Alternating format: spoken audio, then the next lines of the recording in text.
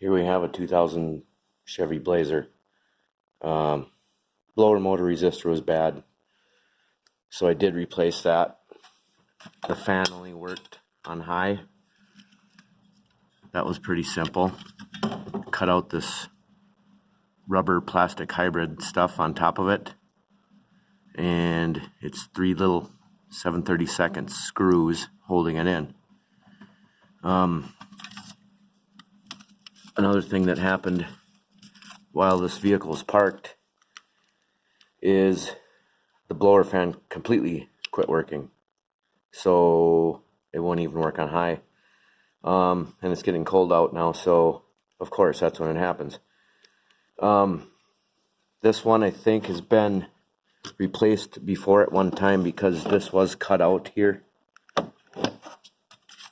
The plastic around the blower fan, I think there's a plastic covering that normally.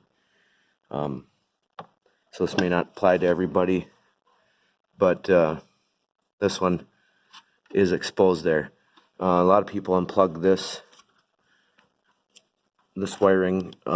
What I'm doing, trying a cheat system here, I'm just taking the bolts off of this box, 3 10mm bolts, and taking the nuts off this coolant reservoir plastic tank underneath of the box. There's 3 10mm nuts on that, so 3 bolts on top, 3 nuts on the bottom, and then this whole works kind of slides back. It's enough to get that blower motor out of there. Basically what happened was I got it slid back. By the way, the 10mm, I used a super long extension, 3/8 drive. Went straight down there. It was super easy to get this box loosened. There's a stud that'll be where that square hole is sticking up. That will block the fan as well. It's where you take one of those nuts off of that plastic tank right there. What I did with that, it was kind of rusted in there, sticking up like this. I stuck a flat screwdriver from up above here and whacked it with the hammer, and it fell through underneath the fender well.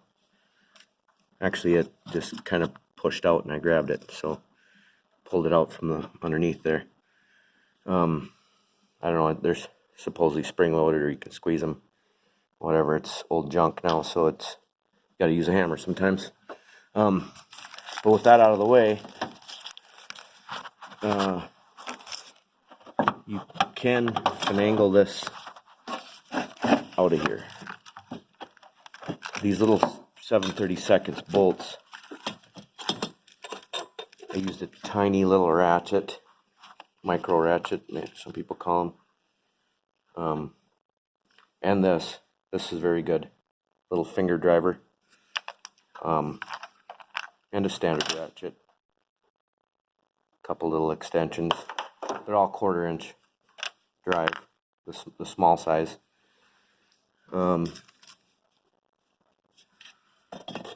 Those are kind of tricky. I should have videoed the whole thing. This is my first time videoing. I wrench on junk all the time, so, and I learned a lot from YouTube, so I figured I'd give back a little too. But yeah, this is kind of a shitty job getting those little screws out of there, but if you just take time, it'll happen. And this will get kind of tight on its way out, but if you twist and turn and coerce it, it will come out. What surprised me was it just up and quit one day. No signs of it squeaking or anything that it was going to break down. So before I run off to the parts store for $50 on a new one, I figured, well, I'll test this old bugger. Couple tricks you can do. I mean, I freewheeled it, it spins. I did cut this rubber back on the plug. Usually covers those terminals. Figured, well, if it's junk anyway, what the hell. Cut it back so I can stick a 9-volt battery on there. It's kind of a neat little trick. Sometimes you can get 12-volt things to work with a 9-volt battery. They might not spin as fast or be as bright, but it's a quick, easy little power source to test auto accessories. With the 9-volt, it did turn a little bit, so I figured, well, maybe the motor's caked up, it's shot. When I flipped it over, a few pieces of leaves fell out of there. Well, and this was parked where there was a lot of leaves. You can see around in the cowl there. So I started shaking this thing, and more leaves were falling out. So I figured I'm going to keep cleaning that out, and then I'm going to bring it back out here, turn the key on, and try this thing again.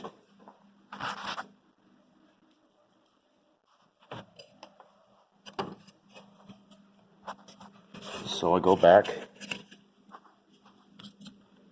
Oh, I need 3 hands for this kind of stuff. Plug the factory plug back in to the terminals on the fan.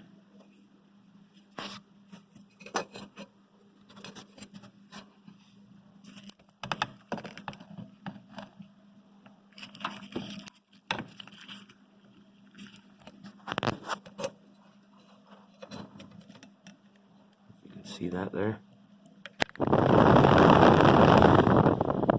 And it takes off like a turbo fan. So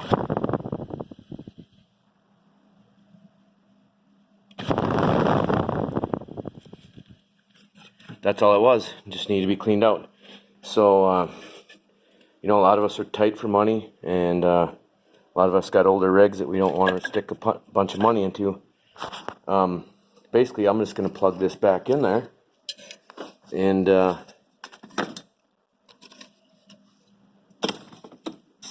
I fixed it for free.